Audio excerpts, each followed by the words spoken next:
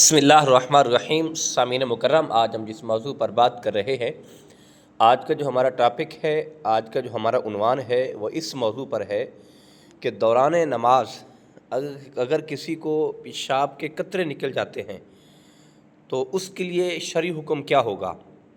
क्या वो दोबारा वज़ू करेगा, उसकी नमाज़ टूट जाएगी या वज़ू नमाज हो जाएगी। आज इस मसले पे हम आपको आगाह करने जा रहे हैं, आज हम आपको बताने जा रहे हैं। इंशाअल्लाह अज़ीज़ अगर आप सुनेंगे तो इसका आपको बहुत बड़ा फ़ायदा होगा, क्योंकि हमारी जो ग़िज़ाएँ हैं, हमारे जो खाने हैं, इसकी वजह से आज ऐसे लोग हैं जो इस बीमारी में मुब्तला हैं।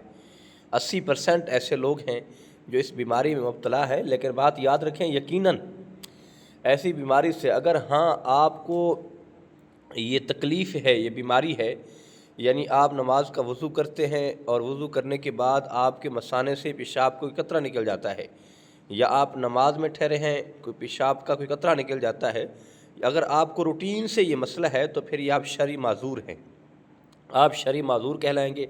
हाँ, अगर कभी कभार ऐसे होता है तो फिर ऐसा है, आपकी नमाज नहीं होगी, आप नमाज तोड़ देंगे। नमाज तोड़ने के बाद उसी जगह को आप साफ़ करेंगे पानी के साथ, और फिर आप इस्तंजा करेंगे। इस्तंजा करने के बाद फिर आप नमाज का वज़ू करके आप दोबारा नमाज अदा करेंगे।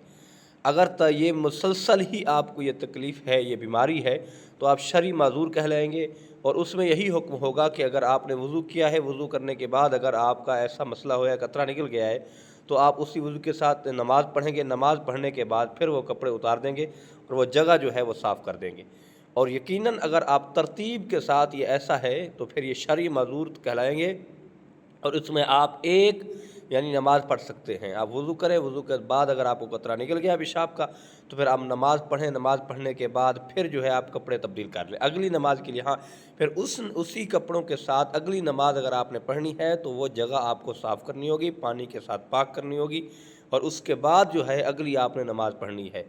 ठीक है। इसी तरह जो शरीयत ने हमें हुक्म दिया है, शरीयत ने जो हमें ऊपर नाफिज किया है, वो कुछ मसाइल ऐसे होते हैं, और जानबूझकर ऐसे कर देना, कभी कभार आए तो फिर कहें जी कोई बात नहीं है, ये तो बीमारी है, लेकिन फिर इस तरह नमाज नहीं होगी। क्योंकि हम अल्लाह रब्बुल इज़्ज़त की बारगाह में सजदे के लिए आए हैं, अपने रब को राज़ी करने के लिए आए हैं, अपने रब की बारगाह में झुकने के लिए आए हैं। तो हम कम अज़ कम इस सूरत में आएँ कि अल्लाह रब्बुल इज़्ज़त की ज़ात हम पर राज़ी हो। हम किसी के पास नहीं ठहरे, हम खुदा की बारगाह में झुकने के लिए आए हैं, खुदा को सजदा करने के लिए आए हैं। और जिसके पास हमने लौटना है, जिसको हमने राज़ी करना है, हमारी आखिरत खूबसूरत होनी है, तो हमें ये मसाइल सीख कर, नमाज के मसाइल सीखने चाहिए। ऐसे मसले को हमें इल्म होना चाहिए। अल्लाह पाक अमल की तौफ़ीक अता फ़रमाए। जज़ाकल्लाह।